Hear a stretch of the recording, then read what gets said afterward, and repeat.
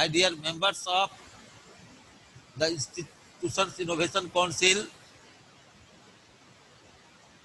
other faculty members, and my dear younger students. Today, we are going to hold a webinar on call for paper writing and research report on innovation. Writing research reports can be one of the most difficult tasks researchers have to do. Often it involves long days of struggling with tricky concepts, trying to produce a coherent description of how a research project was done and its findings. For the researchers on a project, a research report provides a lasting record and reminder of the work accomplished and its outcomes, as well as feedback other people given on the reports can help extend the researcher's knowledge and understanding of the topic. It can also hone their research design and management skills for future projects. So, the question is why to write a research report at all? A research report is a formal account of how a research project was conducted and what it found out. With this in mind, people interested in the project can read about the project's aim, methods, objectives, and findings, assess the quality of the project, provide feedback to the project's researchers on what they like or dislike, incorporate aspects of the project methods or findings into their work or thinking. Paper writing and research report can be one of the most difficult tasks researchers have to do. Often it requires a great deal of efforts and the purpose is sometimes not very clear. So we must understand the purpose of reports. The reports always enable us to communicate with one another. What was carried out, how it was carried out, why it was carried out, what was found, and what the results actually mean. The abstract and conclusion are the most important section of this report because most of the readers do not read the entire report and they go through the abstracts and conclusions only, and if they do not find that interesting, they simply do not consider the research report worth reading. So the question is how to read about. So description of the problem, analysis of the different factors that may influence the problem, description of the solution tried in the background and justification for further research, information expected from the research and how this information will be used to solve the problem. So first let us understand the introduction part. The introduction provides critical information for funding and community support by accomplishing the objectives like provide a foundation for the further development of the proposal, facilitate background information, and systematically state why the proposed research should be undertaken and what is the rationale behind taking this research project and what do you hope to achieve, management's objectives and expected results and outcomes. So, research reports are generally of three types. One is the technical report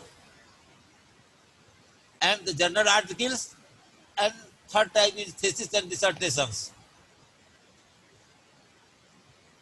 So, how to write a journal manuscript for the journal article?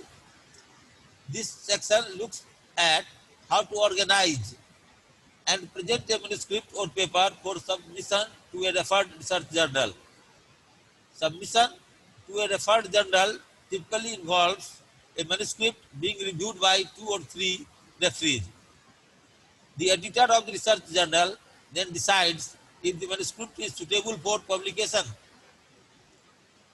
For most researchers, especially beginning researchers, getting papers published in referred journals can be a long and sometimes fruitless struggle. Many days or weeks can be spent writing articles that in the end, after peer review and scrutiny by editors, are not accepted for publication at all. Some higher status journals have acceptance rates of less than 20%, which means over 80% of the manuscripts submitted of them will not be published. Then, how to write the abstract of a journal manuscript? The quality of the abstract in a journal manuscript is especially critical. Online versions of the journals often provide free access to tables of contents and abstracts of articles, but require a subscription for full text access. This means many people will decide whether or not to get the full text of an article based primarily on how interesting and well written is the abstract.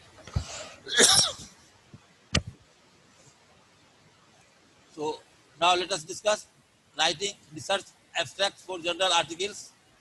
Format abstracts summarize the main points of a research article. They are usually written with the same level of technical language as the article itself. Abstracts are typically between 150 to 400 words long and follow the pattern prescribed by the journal in which the article is to be published. Abbreviations and reference citations are not generally used in the abstracts. Common purposes and functions for abstracts present a summary of the main findings on a topic, which provides an overview enabling readers to decide if they will read the entire article. This supplies a framework which can help make reading the full report easier. This also provides keywords and phrases for journal and the database keyword searches. So the overview indicates the purpose and scope of the research, including topics covered, methods, indicate key elements of research design, including sample size, types of participants, how data were gathered, methods of analysis, and then results indicate the main, most important or most unexpected findings. Then we write the conclusions, which indicate the key implications of the findings, as well as any major limitations of research methods used for the findings. The literature review part, normally a literature review will be concluded in the first section, along with any other contextual information needed to help readers understand the research problem or topic being investigated. It is also good practice somewhere in the introductory section to provide a clear statement of the project's overall research aim and any specific research objectives, questions, or hypotheses addressed by the project. So, general manuscript in this method section, it is a brief statement indicating what the researchers can do to collect research data or how the researchers did to collect research data or information for the project. Topics covered in this section will often include sample size and demographic characteristics of research participants, data gathering methods used, procedures used to recruit participants and administer data gathering methods, how the data were analyzed. Then comes the result section of a journal manuscript. The guidelines given earlier on how to organize and write the findings or results section of a technical report above are also relevant for writing the results section of a journal manuscript. Then discussion and conclusions. We write the, so I have given you the guidelines here.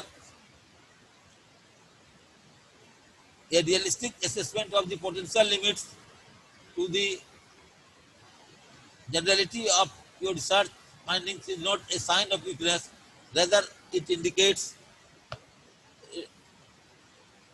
the quality of your critical thinking skills. And I then are differences cited in the text and difference list. And lastly, we remove the flag in the research report by using available softwares, of which Some of them are, say, Duplichecker, and many other softwares are available. You check the flag there, and the final research report is ready. So thank you all for listening to me. And if there is any question, you can ask. Thank you.